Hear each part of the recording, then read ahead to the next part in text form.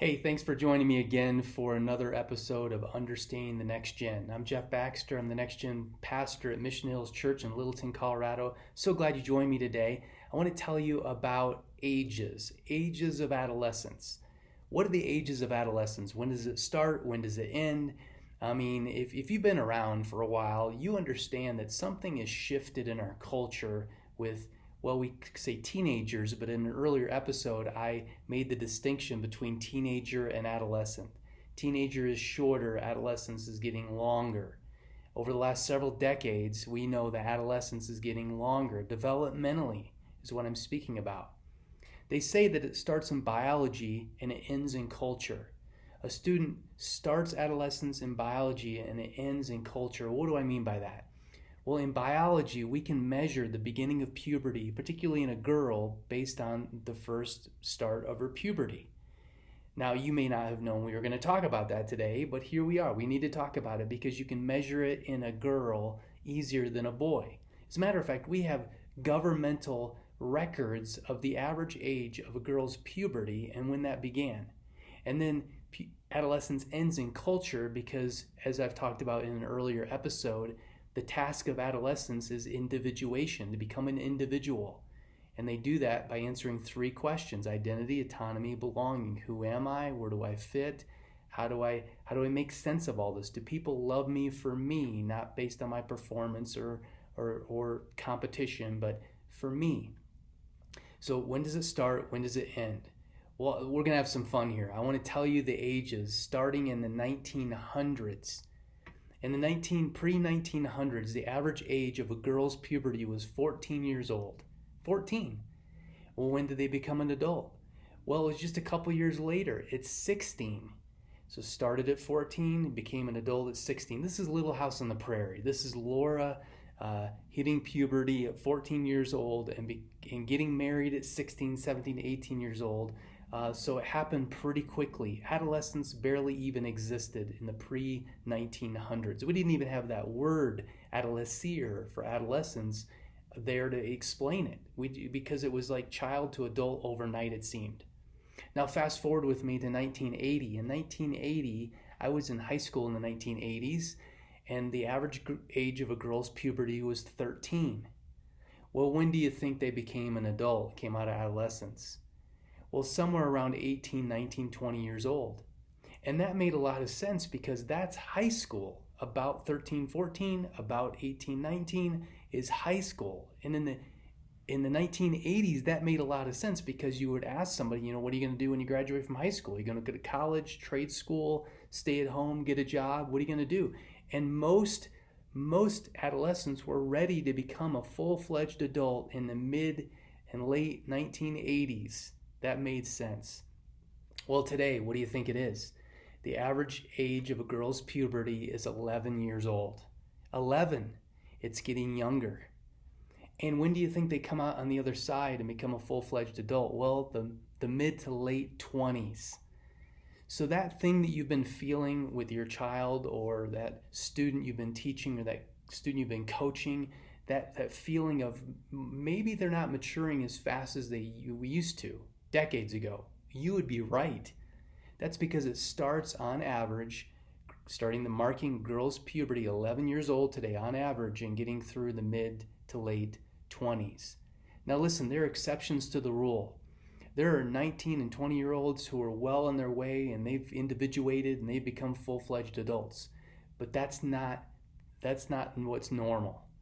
What's normally happening is it's taking longer around the globe for adolescents to come out the other side and become adults. This is not just the United States of America issue. This is around the globe. As a matter of fact, in poor communities and minority communities, the age of puberty can start as low as 10 and 9. Imagine a girl hitting puberty at 9 or 10 years old in the Latino community or a poor community. And so many people ask, why is this? Why is that happening? Well, it's part nutrition, it's part family systems, it's part environment you grew up in, it's part health and less anxiety, it's a number of things, but it's getting longer around the globe. Now listen to this. This is what's really interesting, is we would say to to a high school student sometimes today. We would say, well, what are you going to do when you grow up? Or we'd say, high school was the best time of my life. And to a high schooler today who's under extreme anxiety, who's in the middle of adolescence, whose frontal lobe has not developed fully yet, that is crazy. That's crazy, because they would say, really? This is as good as it gets? Why in the world am I even here then? So we can't use that language anymore. Now think about these ages with me. We think about adolescence, and we think about, now from 11 to mid-20s is when it happens. Think about what our society has done with some ages. At age 16 years old, you can get a driver's license and be put behind this vehicle that can cause the most amount of damage at the youngest age. That's really scary, actually. Or at 18 years old, in the middle of adolescence, you can now vote. And you can go to war, you can smoke stuff, you can get a tattoo.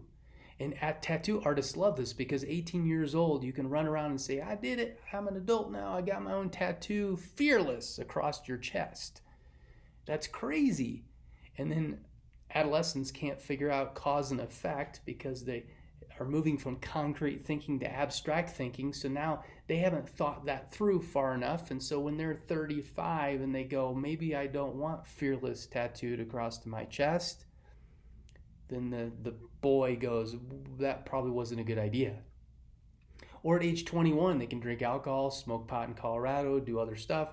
21 years old, that doesn't make a lot of sense towards the end of adolescence. Again, frontal lobe hasn't developed, can't fully think out into the future, probably make some decisions and mistakes drinking alcohol they wouldn't do otherwise.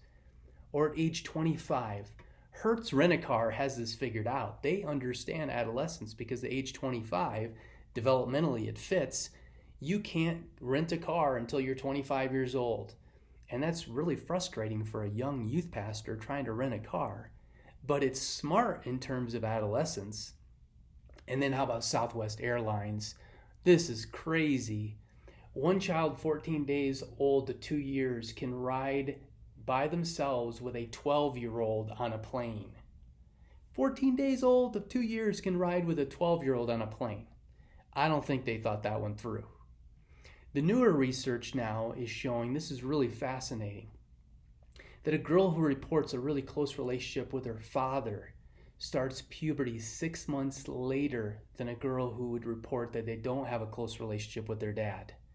In other words, when there's a healthy relationship with a dad, it delays the beginning of puberty for a girl, shortening the length of adolescence.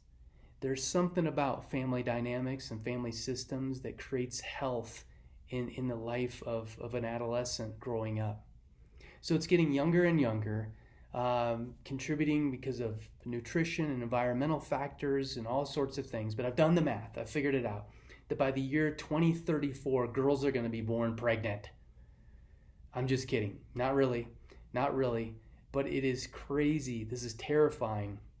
How young adolescence is getting to start and how later it's getting to come out of it. And I know some men in their 40s like me are probably still in the middle of it, still trying to figure this thing out. Just keeps going on and on and on. But listen, today's 23-year-old is the developmentally equivalent to a 17-year-old 30 years ago. Let me say that again. Today's 23-year-old is developmentally equivalent to a 17-year-old 30 years ago. Adolescence is not God's intended purpose. It's a social construct of modernity. But society is full of adults who have caused this to happen. We don't want to hear that. We don't want to take responsibility for the lack of maturity and growth that's happening that is out of our control, but it's adults who have put these things and these pressures and competition and performance on kids that's causing them to slow this process down. Let me give you an action step. Now that you know that adolescence starts when it does and ends when it does, 11 to mid-20s, what difference does that make in understanding kids you care for? Well, what's difficult about that? I'm sure you have a long list. But what's also exciting about that? Make a list about that too. And how can we help them appropriately grow towards maturity as an adult? Not to speed it up for them, They need to walk through this process of identity, autonomy, and belonging. But what can we do to come alongside of them? Hey, thanks for joining me again for Understanding